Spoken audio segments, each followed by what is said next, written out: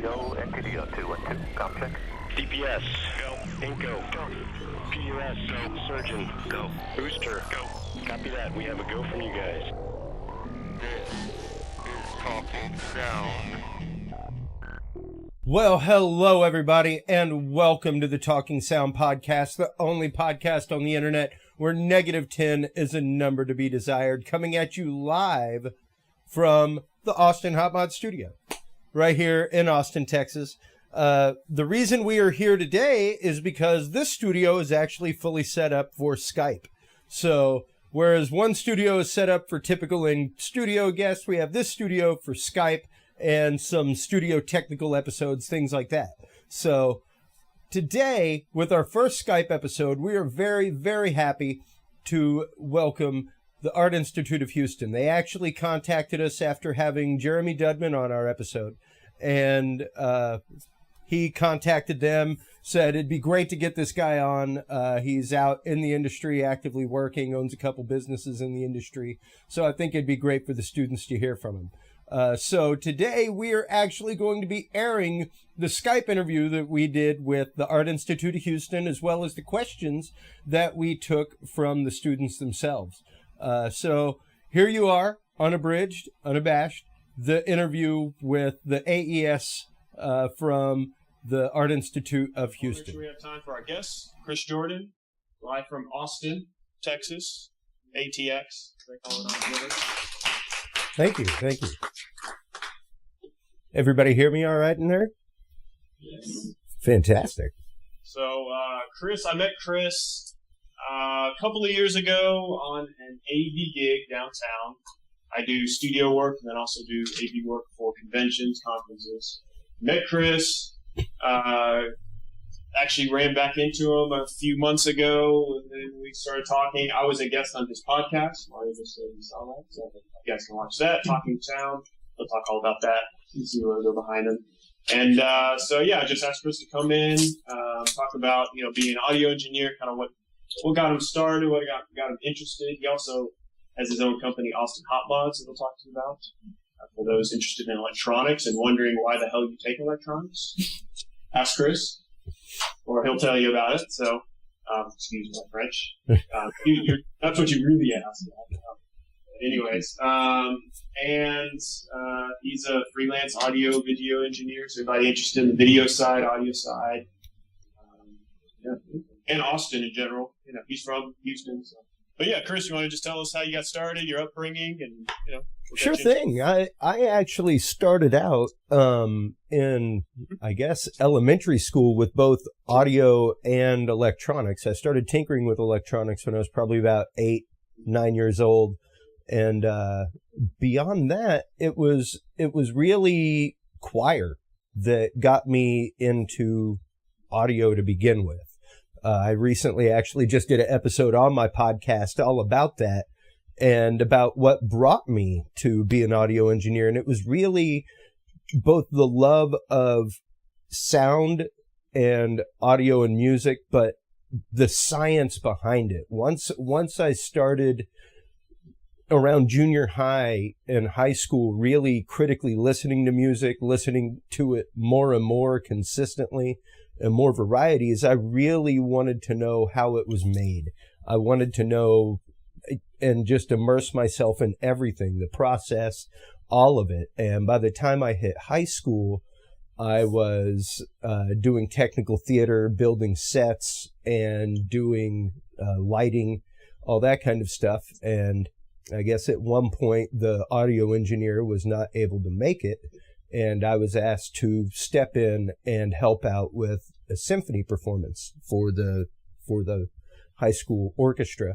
And I was like, okay, wasn't too many mics or anything, so I hooked it up. And when I got to sit behind the soundboard, it was a totally different world. I felt very comfortable there, and I really wanted to know a lot more about it. It seemed to me like it was very much like my lighting consoles, just with a whole lot more knobs and lights and buttons, and I was always into that stuff, so I wanted to know more. When I hit college, I started recording and hanging out with musicians a whole lot more, And that's when it really, really hit home that this was something that I wanted to do. I started playing music at that point and really started exploring recording. And that's where it came to center that all of my years of electronics tinkering and my interest in odd styles of music, everything else kind of brought about this, I guess, recording engineer that was lying await inside of me, that finally came to life. And that's how I came to find my way behind a soundboard for a living. It wasn't until I moved to Maine and actually started my live production company, HC Productions, that I really, I guess, defined myself as an audio engineer. I had a day job, I worked at IDEX Laboratories. I did pack out on expensive equipment, things like that. But someone asked me one day, oh yeah, what do you do? And I was like, oh, I'm an audio engineer, but I work at IDEX during the day. And it really just kind of clicked that I do not identify myself with IDEX and with my 9-to-5 job. I identify myself with what I do 5 hours a night, 5 nights a week. And that's when it really kind of kicked into high gear, and I decided to be fully self-employed and do everything that it is that I do. I do everything from post-production to live recordings to I've spent the last year and a half on broadcast for radio and television. I do instant live recording, web streaming, everything under the sun. And as Jeremy mentioned a while ago, I actually, in the last couple of years, have taken my electronics in another direction and started building not only custom audio devices, but more popularly doing pedal modifications for musicians. So I take their gear and guitar pedals and actually open them up, swap the parts out, give them different frequency variations, things like that, and provide more options to a stock pedal. So that's a little bit about where I have come from and what kind of brought me to this. I guess after I started all that right up around the age of 21, I started recording. I'm right at 40 right now. So it's been about 20 years that I have spent behind consoles, either live or on broadcast or out in clubs, what have you. So it's been an amazing adventure, to say the least. And you're originally from Katy?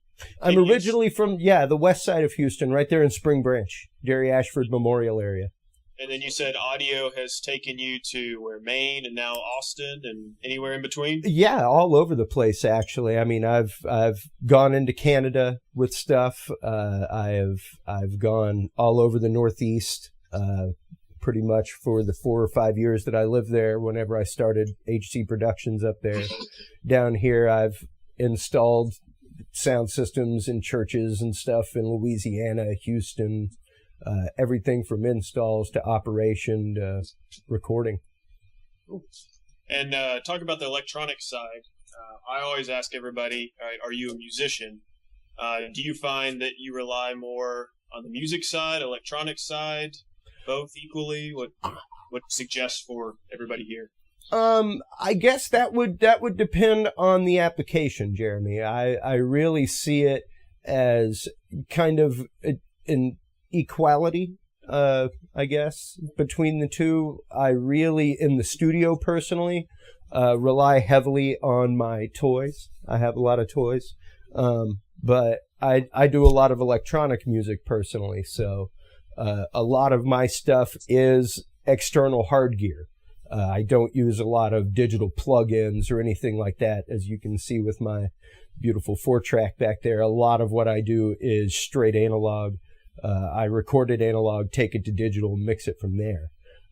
So to me, it's all about the plugs, the wires. That's what started me on it. That is what I find addictive more than anything else. My poor wife comes in to use things every once in a while, to download a movie or, watch a show on the screen, whatever. And buttons are always changing position. I'm like, I'm sorry, it depends on what the project is that I'm doing as to how things are wired. Every month or so, the rig gets kind of rewired and made sure that all the patches are right and things are still labeled properly and everything else. So I guess I rely musically quite a bit whenever I'm engineering live. The one thing that I noticed as far as being a live engineer is that it really does help to be a musician. You can really rely a lot more on your science skills and your engineering skills when it comes to studio work. However, when it comes to live, there's going to be nuances and things that happen that, to me at least, having the synergy of a musician, being able to kind of feel the vibe being transmitted from stage to the console through the audience, really, really makes a difference. Once I've worked with a band quite a few times, I can really I worked with jam bands frequently. And it was one of those things of when a show was pulled off perfectly, it was a lot like a live broadcast. You were juggling so many things at the same time that when you finished, it was like, wow, that was amazing. Because it wasn't like, a straight set where it's like, okay, things are set. We aren't going to be playing with stuff too much, A lot of the time I was mixing in delays and vocals and things like that live in the show, and that's what they wanted. So it was very much depending on my musicality as a musician and keeping time with the band, being able to feel where they were going with a song and basically anticipate what's happening live on stage. So yeah, and I always feel in the studio, when somebody's stressing out or not knowing what to do, trying to play on time with the click track, knowing how it feels to be the musician, you kind of know what you should say, what you want to hear, what you don't want to hear, Yeah. Go through a bad situation, you might try to help your friend the next time and kind of know what you don't want to hear and so forth. So, well, and absolutely, that's it. And I know we talked about that on the podcast, Jeremy, just being able to, in general, whenever you have a client in the studio, being able to put them at ease and knowing how to handle them, knowing, number one, how you would like to be handled in that situation. If you were trying to get a sound and you couldn't get it, what do you do in that? And then also being able to approach it from how do I give the most technical information in the world to the least technical person in the world and still convey my message. Yeah, because I talked about it on the podcast. So I'll give a link out if you guys want to watch us talk for 50 minutes in my house. But one of the things we talk about, one of the things I mentioned is, you give a studio tour, you want to blow them away, you're selling the place. But then again, the musician doesn't know a 47, a 251. They don't care. They just see silver, gold, shiny. It's great. Or they want to hear it. They just want to hear something, or they just get lost in the kind of the aura of the place and the smells, and they're sold. So you have to be careful of how you sell things, and that just, a lot of it comes with experience, interning, apprenticing, seeing other people do it. I think one of the first things you can do is jump in and just try to run your own business without seeing how other people run it. I can't express the importance of what Jeremy just said enough. Quite honestly, that is one of the things that I encourage everybody to do, whether you're going to school for it or not. I was actually encouraged by my professor to go out and mop up puke, roll cables, do whatever you have to do. You've got the ear to do it. You just need the connections. A degree is a beautiful thing, y'all. Without the practical experience under your belt, it's a piece of paper on a wall that you can look at and smile at every day. You literally need the practical experience. Outside of this university, outside of these walls that you're in right now, you need to go out, work with any band you can. Go and literally, if it takes you going to Fitzgerald's and rolling cables on stage, just to be able to get in, see what it's like, see what the complaints are like. One of the things that I talk about on my podcast all the time is that rock and roll is not the end of audio engineering. There are about 8 or 9 other fields related to this industry that you can make A, more money on, and B, not have the backbreaking work, but still have the fun. Like, to me, Jeremy said that we met on a corporate event. I actually find most corporate events, audio-wise, a little bit more challenging than most rock and roll events. Because rock and roll, you can have a little bit of squeal here and there. Hey, man, guy turned his guitar up, came up through the monitors. What am I supposed to do? Things happen. Like I said, it's an ebb and a flow. But whenever you're in a critical environment where people are spending, $30,000 a day for their tech, they don't want to hear a squeal on a microphone. And as soon as that happens, money starts being refunded to the client rapidly. So it can be very challenging going from environment to environment and having to switch gears. Just recently, I was in Houston for a corporate event, had to come home for South by Southwest for a week, and then go to Galveston for another week-long corporate event. And just the process of switching gears from, doing live corporate audio to going and doing live Austin stuff and then doing podcast stuff, and then at the same time going out and exhibiting at a gear expo and sitting and talking technical jargon with people all day was mind-numbing. But you literally have to be able to do that. Even if you're in a studio, you have to be able to deal with a hip-hop artist in your session from 9 to 1, and then a country artist in your session from 2 to 6. And you may not necessarily be into either one of those styles of music. But you have to be able to sit there and talk with the client. You have to be able to approach things in a professional manner. And that is where the experience speaks volumes. It's things that you cannot learn in a book. You have to learn it by sitting and absorbing and watching others sell the packages and talk to the musicians and see how they're handled. And sometimes being a fly on the wall is the easiest way in the world to do that.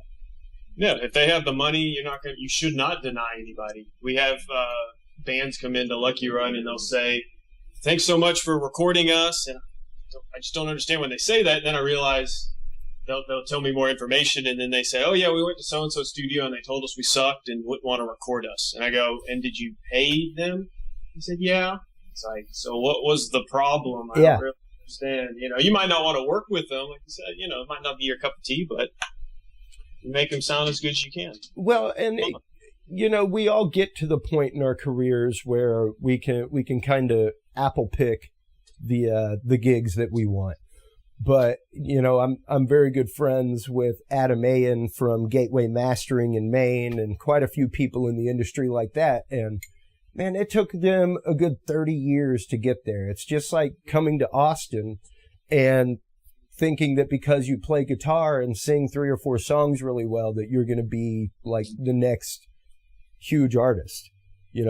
That's what about 20,000 other people in this town are trying to do at the same time. So your odds of that are kind of rough. And even as an audio engineer, you have to remember that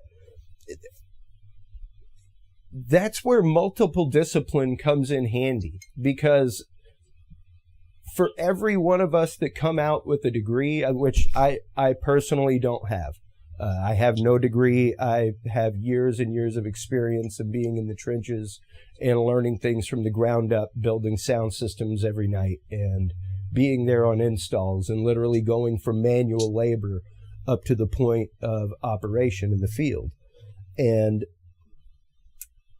I've been beaten out by numerous people who have degrees. I've also beaten out numerous people who have degrees.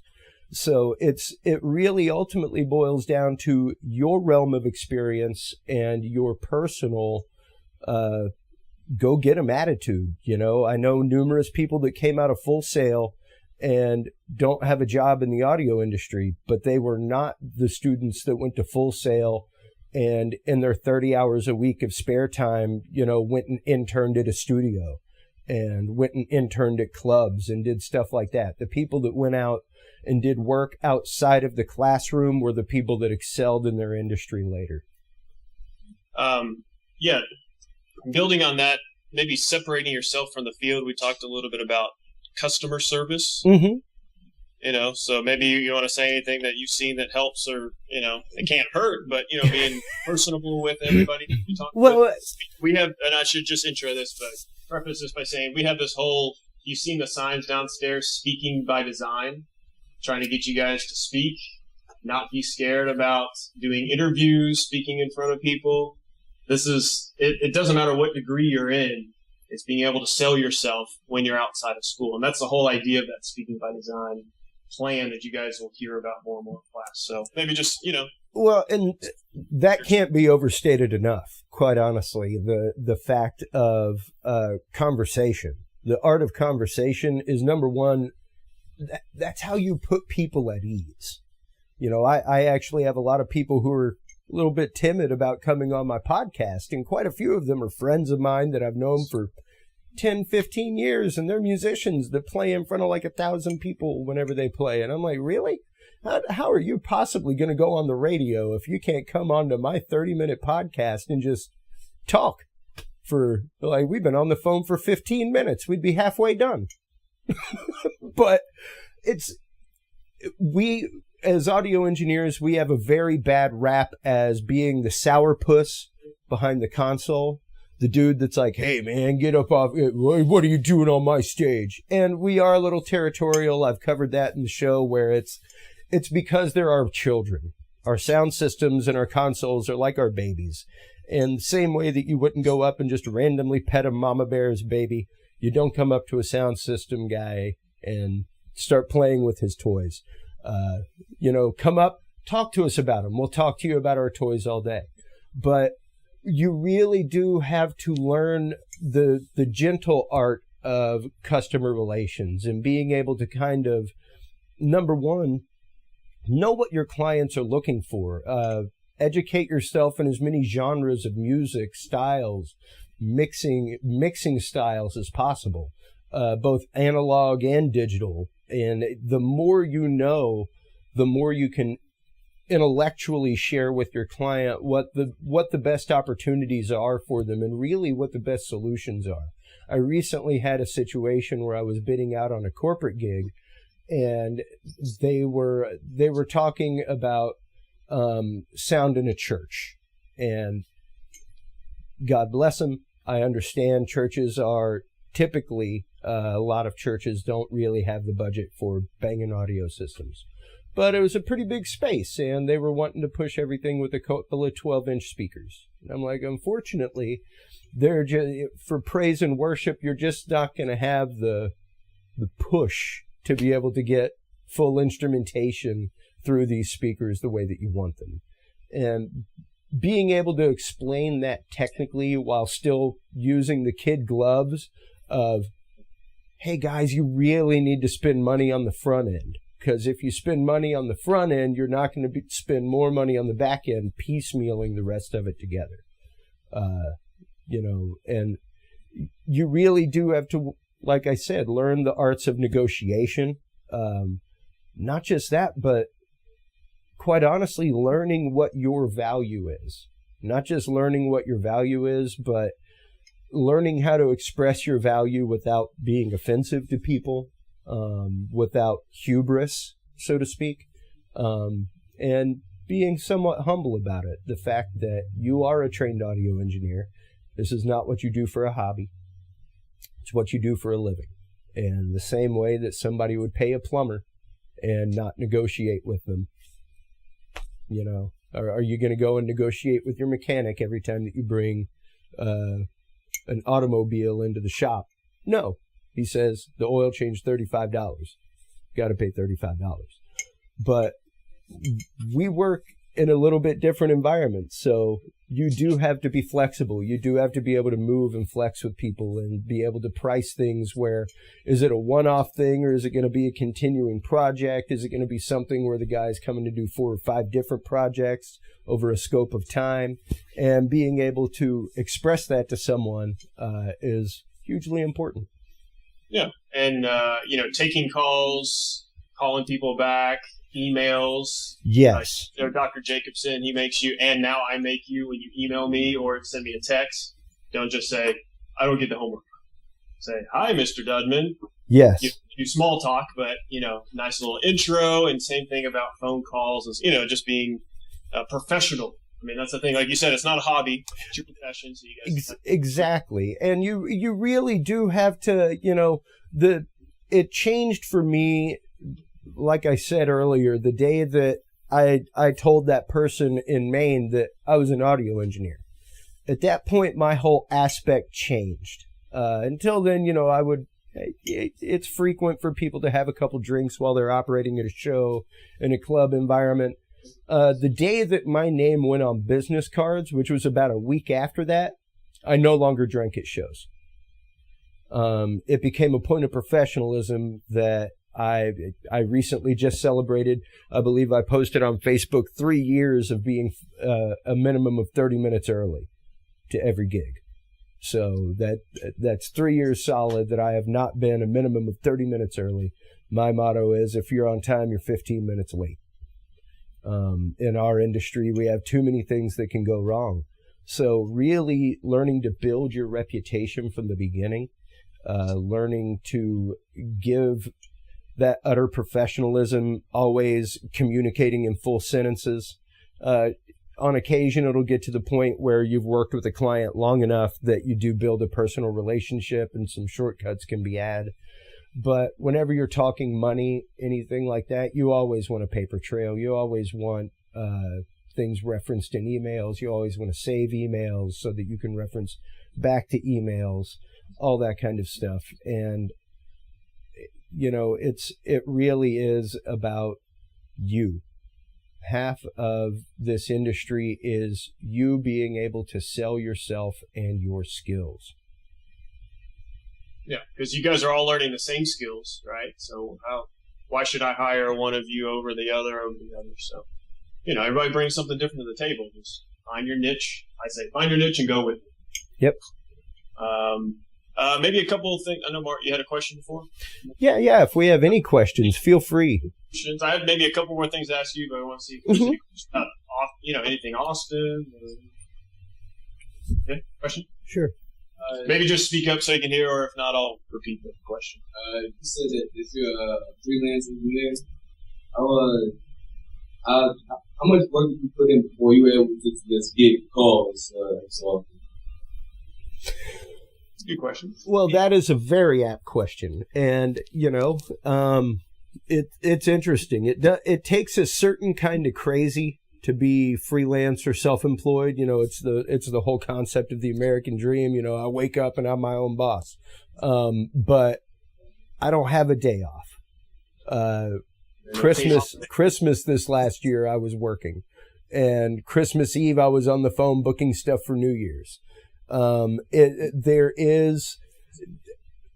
There's a certain amount with anything, whether it's building stuff like this, in your home studio, whether it doesn't matter. You have to start with infrastructure. The connections you make right now as a student are the connections that you should continue to groom from this point on, quite honestly. I mean, I met Jeremy, like we said, years ago at a corporate gig, and we reconnected at a corporate gig. He's going to be coming and freelancing for me at a freelance corporate gig here next month. Because it's networking, and it literally is meeting people on site. The more amiable you are, the better attitude you have. Quite honestly, when people ask me what I do, I tell them the truth. I get paid to play with other people's expensive toys all day. That is what I get paid to do. I don't work a day at all unless it's literally pushing cases. And I say that because whether it's building my websites for HC Productions or Austin Hot Mods or the podcast, I'm the one coding them. And I love doing that. Whether it's installing my gear, I'm the one that installs it. And I love doing that. So every bit of it, except for a little bit of the marketing part. It's hard to get out there and shake hands and meet people. But whenever you move to somewhere new, literally it's about moving, shaking, getting out there, being seen, meeting people. Never leave the house without 10 business cards. Sincerely, you never know who you're going to meet. I've had my website up for probably about 7 years now, and it has just gotten to the point where I've started getting responses off my website. Unless you have a blog or something like that, you have to do a lot of search engine optimization or have a whole lot of other media attached to you. Like they were saying earlier, what you're doing now is your resume. Talk with other students there at the Art Institute and do sound for their videos, make music for their videos, things like that. And every bit of that is resume material. Start building yourself a website now. Any good business, a long time ago, I took a small business course, and I'm sure that they have business of music there as well. If they have any kind of business courses in general, take them.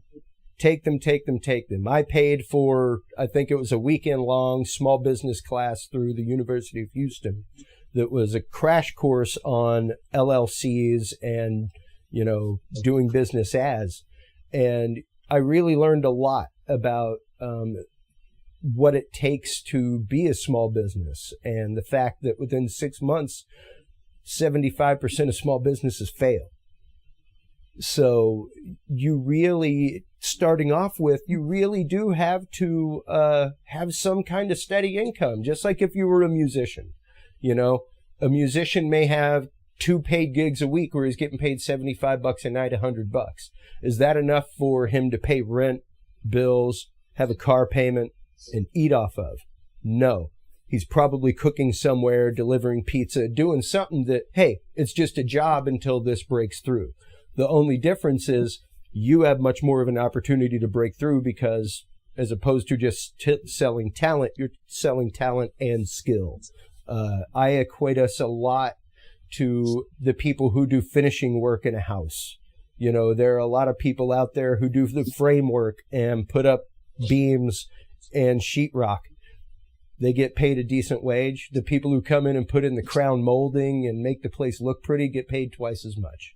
And that's what we get paid to do. We get paid to come in, polish things up, make things look nice, make things presentable. And in order to be a freelancer, it's a hard row. It really is. Sometimes it's feast, sometimes it's famine. So you really do have to weigh that consideration. And like I said earlier about the career aspect, seeing things in the long run. Like I said, Adam Ayan didn't end up at Gateway Mastering as the second engineer in-house right after going in with his resume to Gateway Mastering. You really do have to see a future career path for yourself and manifest that. Yeah. There's no one way to say this is how it is. Like you said, people, you work 30 years, you can work 20 years. Yeah. I mean, in a nutshell, it's really the connections that I've made. It's and not just that, but keeping in touch with the connections that you've made. Like literally, if you worked a gig with someone and y'all swap always try to swap one phone number with a freelancer or someone like that. Find out who they're freelancing with.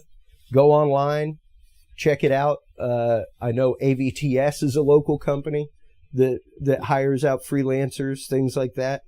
So there are local sources as far as things like companies that hire out freelancers. But other than that, that's mainly for the corporate AV field. For the rock and roll live AV field, you're looking more at places like Rhino Staging, things like that for that kind of work.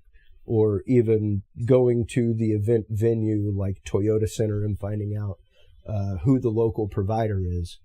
And then, I mean, some of it is backdoor engineering and learning to call and ask an innocent question to somebody and find out who's providing this, and then call up and tell them that you'd very much like to work with them. Who would I talk to about sending a resume?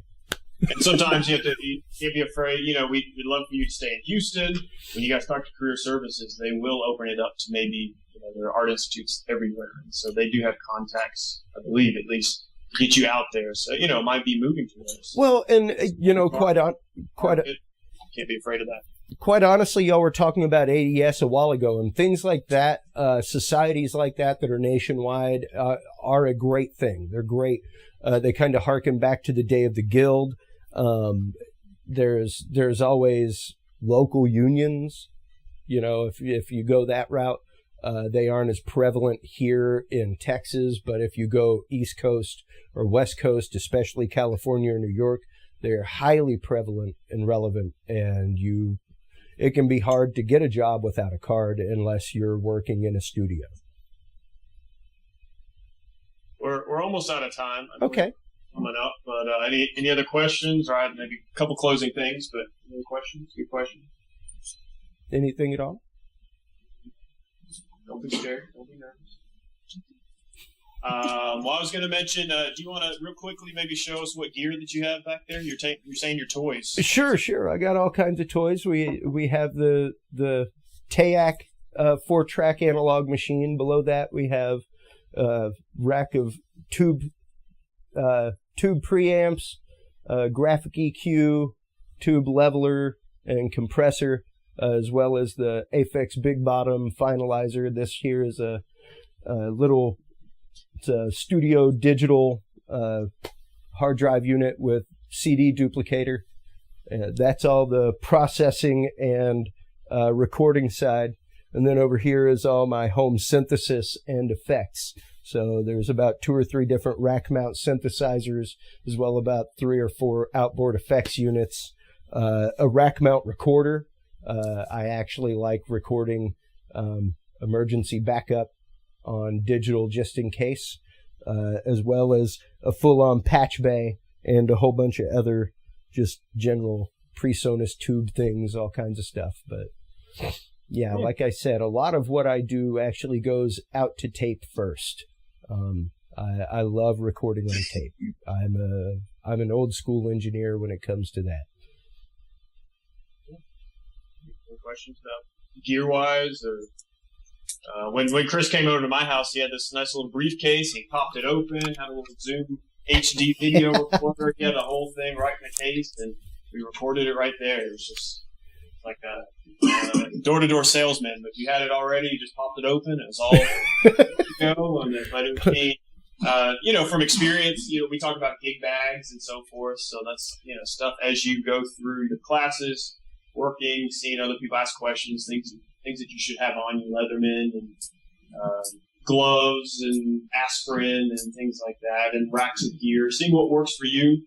Yep. There's no one way to do anything in audio. So Chris loves analog. We talked a little bit when we did the show. I kind of talked about the analog digital hybrid approach and so forth. So anybody that tells you there's one way to do it? In the back? I was just going to say, do you think that analog gives more warmth to the sound as far as digital plugins? Compared to plugins? Yeah. I would undoubtedly say that it gives more warmth to it, and here's why. We're going to get into a little bit of physics here. And this is where I was talking earlier, where science is your friend in this industry. The more you can learn, the more you're going to know, sincerely. And the more you're going to be able to sell things to your client. There's a reason why, even in a studio today, analog is almost twice as much as digital to record on. It's not just because tape is getting harder to find. It's because it's twice as good. You are actually changing a magnetic field. When you are putting the sound to tape, it is the actual sound that was being produced. When you are putting it into a computer, that computer then has to take that sound, turn it into an algorithm of ones and zeros that are the closest approximation that computer can find to the original sound, then decode that sound. So you're no longer actually playing with the pure waveform that was existing. Once you're playing with digital, it's you're saving pathway with copper to one extent. So, but at the same time, you're missing the preamp tube warmth. Whenever you're working with tubes, things like that, they literally, like, I had to come in earlier, my Aphex Big Bottom and all the tubes that were going through, I came in and turned them on about an hour before we started working. If you're a musician and you've ever noticed that you get on stage and you're rushed and your amp only starts sounding right about halfway through your set, that's because inside of those tubes, it's something called a warmer. And it literally has to get up to a proper temperature in order to output all of those proper frequencies. So yes, I definitely, I'm not at all opposed to plugins. I have the full Waves Diamond bundle, Waves Mercury, all kinds of stuff. I do use digital processing, but most of the effects that I use are actually outboard effects that are going onto the track raw, commit to the mix style. Old school engineering. Once I decide this is the reverb or delay that I want, I'm never changing my mind. That's a dangerous process, and like I said, commit to the mix. But it's a very old school technique and provides a different sound than going through and putting everything in post. The one thing that I've noticed with digital over the years is that it really it can, from what I've seen, both audio and video wise, lead to a lot of extraneous things, because you can do anything you want. You aren't limited to the amount of tape on a reel.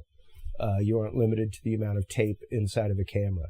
So I would definitely say that analog is a more truer to life sound, and you can check on it. Sony does some pretty regular research on the fact. And they actually hook people up to brainwave machines and get their brainwave patterns while they're listening to an orchestra, then come back and A/B them later. And fairly consistently, the analog matches up to their brainwave patterns to the live performance closer. Question? What other question? Pretty much the same thing, just between because as a person who's working more with digital, because I to sound instead of actually live. What about analog itself? Would you consider using that type of aspect first, or would you just go with the client digital, or if they want digital, or if you want analog? So we do two first. So I think we kind of talked about this on the podcast. So when I mix, I say I like to get things in the pot. So it depends on the budget and everything, but you might talk with them and say, hey, can I have an hour? You might try some things. You're using your best judgment, analog digital. I mean, Chris, you probably, you know what works for you, what works for the style, maybe for past experience. Most of the time, whenever I'm recording other people, I will use my digital console, but go through analog pre's. Most people would not be comfortable in a studio environment with what I'm doing, and that I do with my music and my engineering. I'm a special case. Most people, I even have a really good friend of mine who's, his stuff just went to Island Records, all kinds of stuff there in Houston. And he used to engineer for me every once in a while. He's like, you scare me because I have no option to change what you're doing later. So for me, I always like to incorporate some kind of analog. Even like I said, like over here, you can see I've got a PreSonus digital input right here for recording. But everything typically goes out to analog, back to the digital first. Just because as opposed to digital, you can't ride the red as it used to be called, just saturating the tape with as much sound as you can. And, I'm sure that y'all cover it in your recording classes frequently. The more raw signal you can get to tape from source, the better your mix is going to sound. And unfortunately, there's a threshold with digital that you just can't push. With those VUs over there, you could let it bump into the red a little bit and it'd be nice and thick and juicy. If you did that with digital, it would start crackling out very rapidly. So Definitely.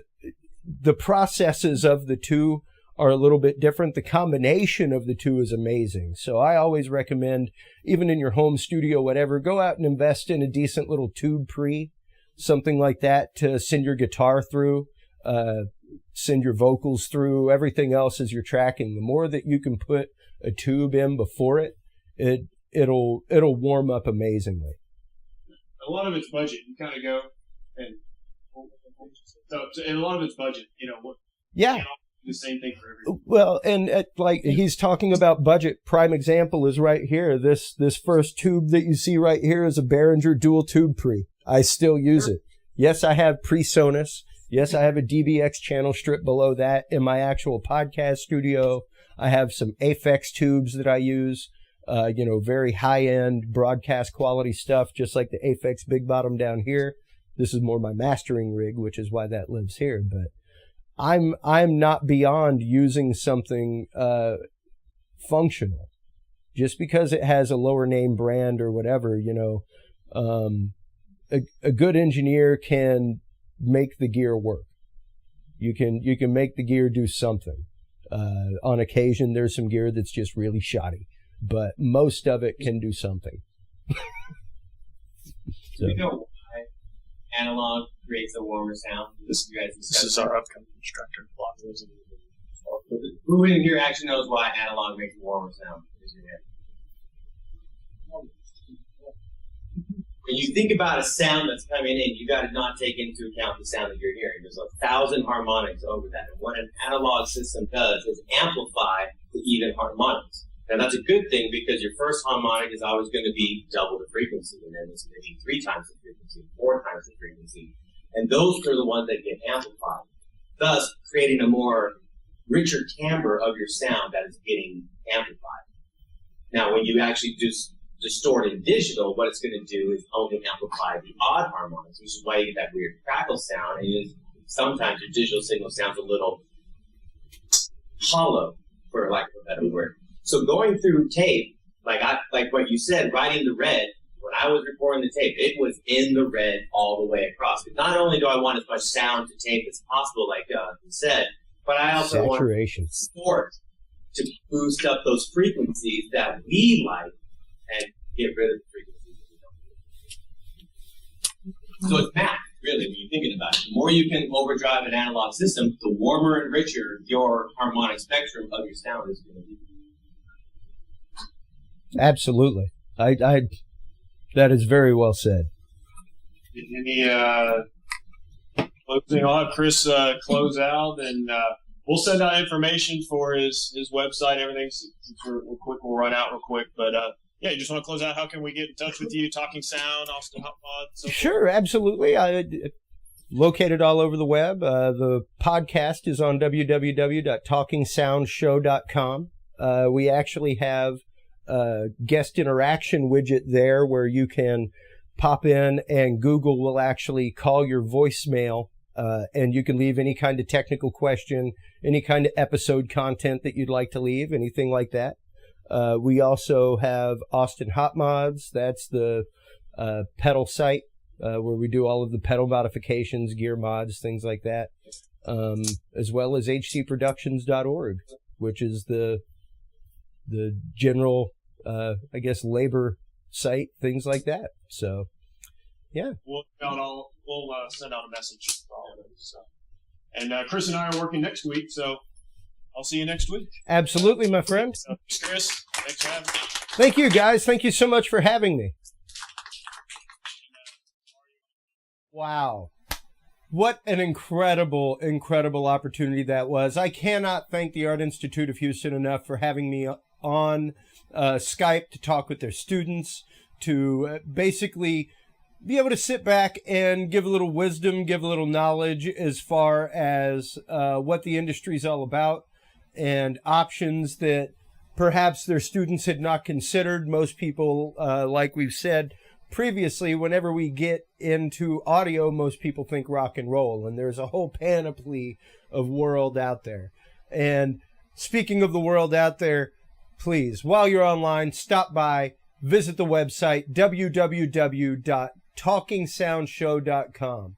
There on the website, you can find all of the articles, the technical blogs, latest posts from major manufacturers such as Neve, Shure, microphones, all kinds of industry manufacturers, as well as all of the technical episodes.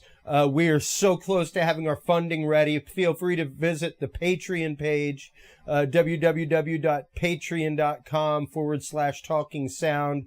There you can donate to the cause. Make sure that we have money to keep this fantastic organization going, be able to bring great episodes, great guests to you, as well as the latest in technical information.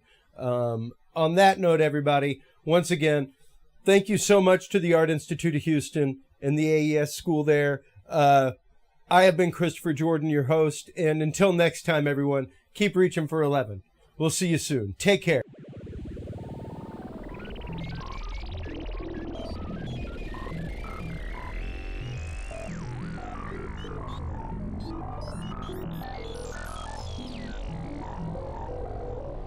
This is Talking Sound.